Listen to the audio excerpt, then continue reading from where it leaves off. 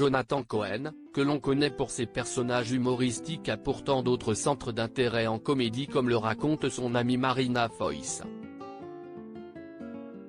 Le public les connaît ensemble pour leur collaboration dans le film Énorme sorti en 2021 et pour la polémique à laquelle ils avaient dû répondre, ensemble, lors de la promotion qu'il en avait fait.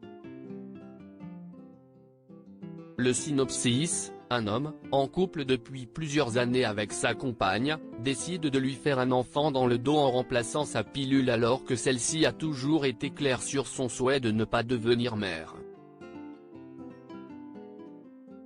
Alors que Jonathan Cohen et Marina Foïs s'étaient invités dans Quotidien, une journaliste de l'émission avait pointé du doigt le fait que le film mette en avant des actes illégaux, à savoir une entrave à la contraception.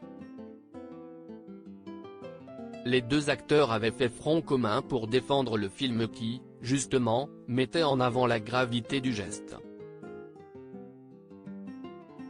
Une rencontre au conservatoire dans Papa ou Maman 2, 4 ans auparavant, ils incarnaient déjà un couple. Mais dans la vraie vie, Jonathan Cohen et Marina Foïs se sont de vrais grands amis. Le tournage de ce film en 2016 les avait grandement rapprochés mais CIST des années auparavant, dans le cadre prestigieux du Conservatoire national supérieur d'art dramatique de Paris que Marina Foïs et Jonathan Cohen, qui y étaient alors élèves, se sont rencontrés, alors que Marina Foïs brillait dans la troupe des Robins des Bois. En 2020, l'actrice racontait dans une interview, un metteur en scène avec qui je travaillais avait dirigé un atelier d'élèves et dans cette distribution de très haut niveau, il y avait deux acteurs qui étaient largement au-dessus qui étaient Judith Chemla et Jonathan Cohen. On n'a pas parlé mais je me souviens très bien de lui. Jonathan Cohen aspire à revenir à ses premières amours scéniques et CIST justement des facultés dramatiques de l'acteur dont il est question ce 23 août dans le magazine Première dont la star de La Flamme fait la une. Pour dresser le portrait d'un acteur qui n'est pas intéressé que par l'humour potache, des amis et proches à lui sont interrogés, y compris Marina Foïs.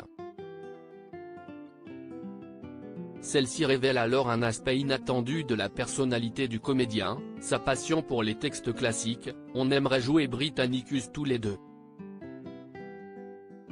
Mais on ne peut pas faire ça du jour au lendemain. Il faut préparer le public. Ces jours-ci, il relit Shakespeare le dimanche. CIST mon seul copain qui fait ça, les autres sont sur Instagram. Il aimerait refaire du théâtre. L'actrice estime aussi, tout comme d'autres témoins de l'article comme Eric Toledano et Olivier Nakache, que son ami recherche actuellement des rôles plus profonds que ceux dans lesquels on le connaît.